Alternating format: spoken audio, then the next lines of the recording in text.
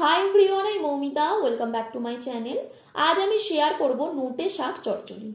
तो एर जोन्नो प्रथमे एकटा कड़ाई एक कप जल दिए ताते हाफ चा चामच नुन दिए नुनटाके भालो करे मिशिए नेब। एरपर दिए देब केटे राखा नोटे शाक। आमी एखाने 250 ग्राम शाक नियेछि। एबार एटाके ढाका दिए 2 मिनिट भापिए नेब। 2 मिनिट पर शाकटाके नेड़े चेड़े आरो 2 থেকে 3 मिनिट ढाका दिए भापिए नेब। শাকটা এখন ভালোভাবে ভাপানো হয়ে গেছে।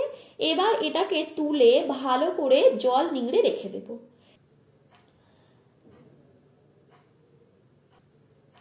এরপর একটা কড়াইয়ে দিচ্ছি 1 চা চামচ সরষের তেল। তেলটাকে ভালো করে গরম করে নিয়ে দিচ্ছি 50 গ্রাম বড়ি। বড়িগুলোকে একটু লাল করে ভেজে তুলে নেব।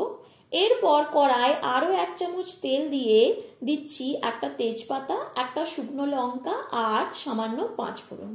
এগুলোকে কয়েক সেকেন্ড ভেজে নিয়ে দিয়ে দেব একটা কেটে রাখা আলু। আলুটাকে 5 মিনিট একটু লাল করে ভেজে নেব মিডিয়াম হিটে। ভাজা হয়ে গেলে দিচ্ছি হাফ চা চামচ আদা বাটা। আদাটাকেও কয়েক সেকেন্ড ভেজে নিয়ে এক এক করে মশলাগুলো দিয়ে দেব।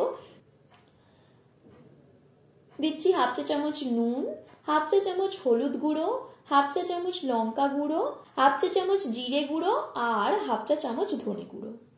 এবার সামান্য একটু জল দিয়ে মশলাটাকে লো হিটে কষে নেব। কষা হয়ে গেলে 1 কাপ জল দিয়ে ভালো করে মিশিয়ে নেব। জলটা ফুটে এলে ঢাকা দিয়ে 10 মিনিট সিদ্ধ করে নেব লো হিটে। 10 মিনিট পর দেখো আলুগুলো ভালোভাবে সিদ্ধ হয়ে গেছে। এবার এতে দিয়ে দেব ভাপিয়ে রাখা শাক আর বড়ি, ভেজে রাখা বড়ি। এবার এগুলোকেও মিশিয়ে আরো সামান্য একটু জল দিয়ে ঢাকা দিয়ে আরো 5 থেকে 6 মিনিট রেখে দেব যাতে বড়িটাও সিদ্ধ হয়ে যায়। তোমরা চাইলে বড়িটাকে আলুর সাথে দিয়েও সিদ্ধ করে নিতে পারো। 5 থেকে 6 মিনিট পর দেখো চচ্চড়িটা একদম তৈরি হয়ে গেছে।